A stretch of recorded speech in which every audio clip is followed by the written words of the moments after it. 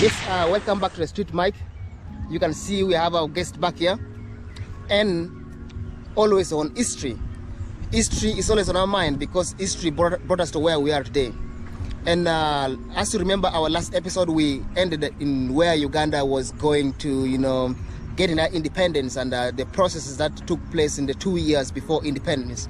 But now, in this episode, before we go post-independence, we want to first highlight certain individuals who played very major roles in bringing the independence to the Uganda, and what happened in between that time. So our guest will be taking us through that, and you're welcome back to Street Mic. Thank you for having me. You're much welcome.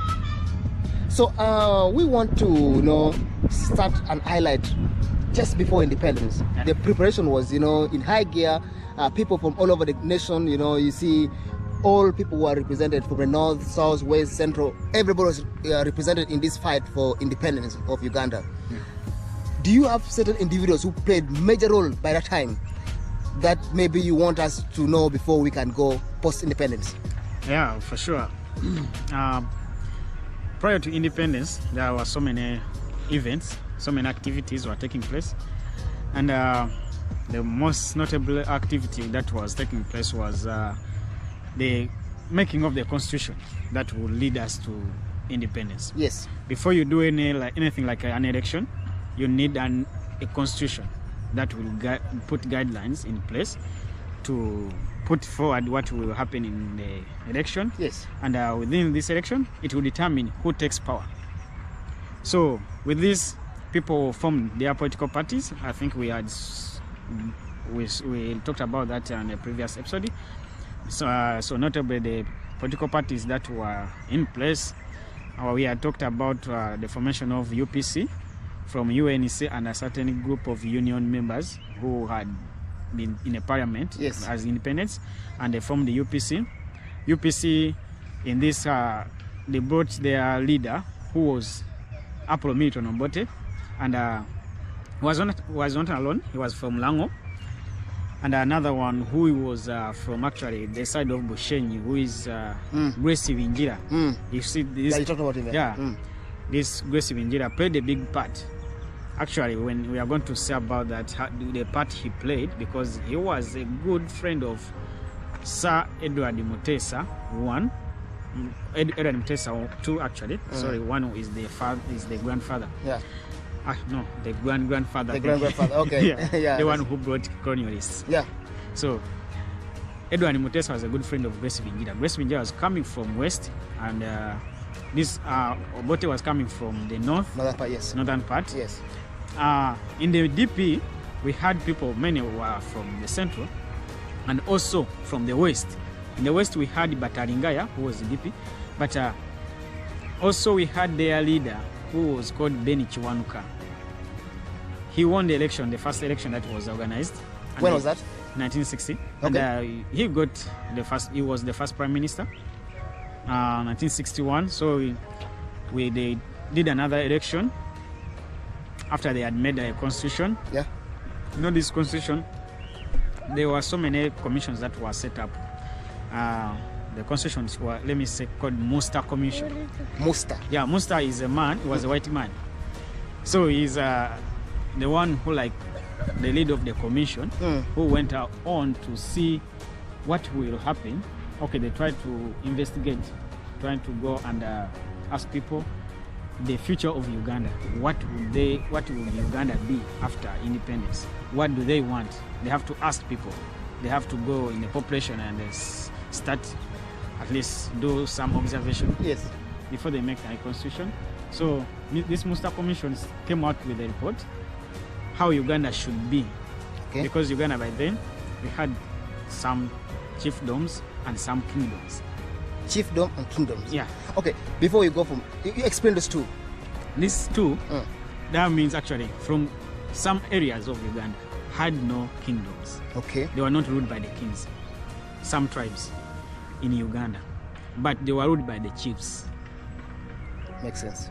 So in Uganda, the kingdoms which were like recognized, we had the one of Uganda. Everyone knows that. We had the one of Ankole, the Obugabo of Ankole. Yes. Today does not exist. We had the Omukama of Bunyoro. And in 1940s, they had formed the Chabazinga. Because this one came in 1940s. Actually, the end of 1940s. Okay. The Chabazinga also of Busoga, they had formed that. So in areas like the northern part of Uganda, yes, in the eastern part were ruled by chiefs. By chiefs, yes. Yeah, because according to the constitution they were going to formulate, these people, they say, okay, it was not a republican constitution. It was to be a constitution that Uganda will be under still monarchies, but with the central power invested in the prime minister position. So in 1962, this happened. The prime minister, we had an election, and that UPC won. Actually, like I think I've skipped the events. Yes. Because I told you DP had assumed power. Yes. Because they won an election, and after 1961, they had to do another election. In which they formed the constitution that led us into the independence. Yes. So DP and DP was like versing other parties. Buganda, yes, they had a misunderstanding with the DP faction. However much the DP people like were Baganda. Yeah. But it was a confusion. I think they had a misunderstanding, understand the kingdom and the DP party. Yeah. And also the region also played a big part. You know, DP was mainly Catholic. Yeah. And UPC decided to align itself with the Anglican. You know, Anglicans were ruled in Uganda. Yeah. They were the colonialists. Okay. Yeah, you know, British are Anglicans. Yeah. So UPC and Kabaka Yeka, like some people formed, I told you about this Kabaka Yeka party. They formed a coalition. And UPC had very good brain people. Grace Binjira and Dr. Militon Obote. Yes. They decided how to overpower DP. Because DP was very strong. Yeah. It had beat them in an election in 1958. So and they had a number, right? And they had a number. In 1960 also beat them. So they had to form a coalition, UPC and the Kabaka Yeka. So Kabaka Yeka, they formed the party, and their leader, they decided to give it to Mutesatu Walugembe Edward, and I became the president of the party. And Grace Binjira, being a friend of Kabaka, as I told you, he went to persuade Kabaka Yeka party president. Let's form a coalition and form a government. They convinced them so good. You know, he was a lawyer. He was everything actually. In the party, he was the engineer because he was the secretary general. And he convinced the Kabaka Yeka party. They formed a coalition and they beat DP in an election. So in this, DP lost the election prior to the independence, and the UPC formed the first government after independence.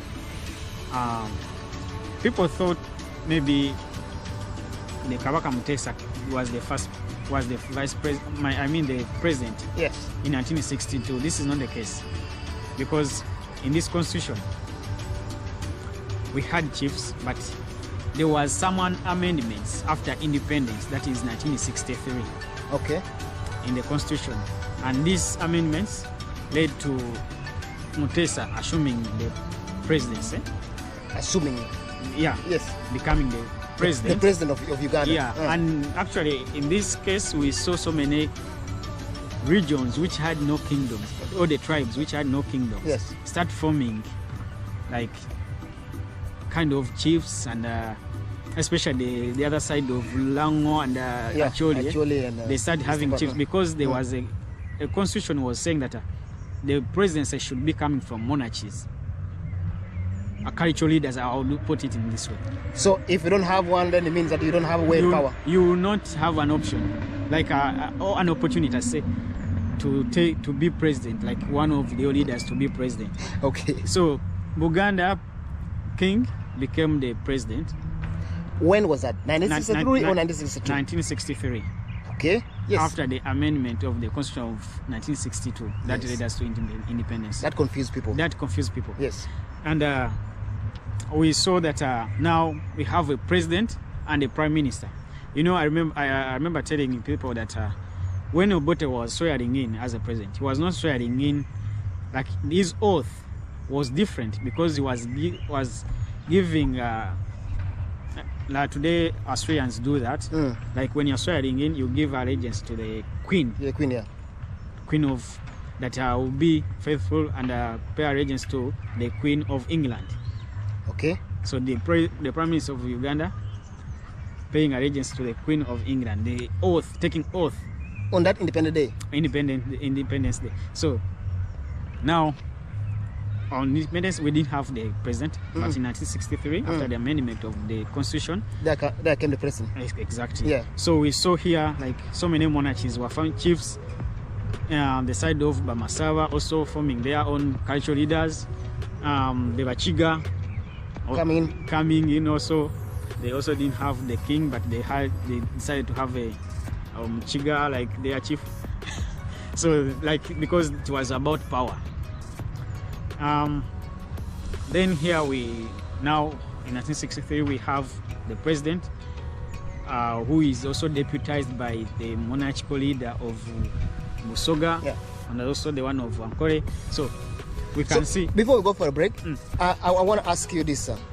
Mutesa the second became the president of Uganda in 1963 with certain amendments. Yeah, after the amendments. Who were the people influencing this amendment where now the king became the president again after independence? Okay. These people who are influencing like the political players by then. Yeah. Let me say. By then, today we have National Unity Platform as the official leader of opposition in the parliament. Yes. And so in 1962, after the independence, we had DP assuming the position of leader of opposition, and the leader of opposition was Basil Batalingaya, because the other one who is their president, Ben Chwanuka, cannot be. Just today we have Mathias Impuga. So Batalingaya by then was the leader of opposition. So the formation of the government by UPC and Kabaka Yeka, Bote and Grace Binjira, and also Kabaka Yeka had their own like Daud Ocheng, the only Muchori in the party. Yeah, I know that name. Yeah. But he was not from Acholi, representing Acholi. No, he was from Mitiana. Mitiana is in Uganda. Yes. That's where I hail from. So today we have Zake there. Yeah. Zake Buteri, but Daud Ocheng was. So it was like an MP. MP. Yeah. But he was from the party of Kabaka Yeka. That they say only because their interest. Yeah. Was to protect the kingdom. To support the kingdom interest. Yeah. You know, as you hear the name, Kabaka, only the king. Yeah, the king. Yeah. But actually today we have the party that came after Kabaka Yeka. We have it like Conservative Party, led by Kenny Uchams. By then, so Kenny was he was not there by then. No. But he was carrying. Yeah, the Conservative Party came after Kabaka Yeka. Yes, please. So let's see. We have to say the de facto predecessor of the. Well, also there are some religious leaders who are also very influential, like the bishops, like the religious leaders. And this period of time were not so in too much politics, but according to the political parties, how they were formed, let me say their interests were being represented within their parties, within these parties. Like the DP was for Catholics. So here, the DP or the Democratic Party was harboring interest for the Catholics. And the Uganda People's Congress was harboring interest for the Anglican Church, the side of Namirembe. So the other one was for Lubaga. So here, all their interests were within the political parties. So whatever they wanted to do, or they wanted to say, okay, we as a church, they were using the political parties. Unlike today, the political parties are not formed according to the tribe or religion. No. So let's go with the individuals.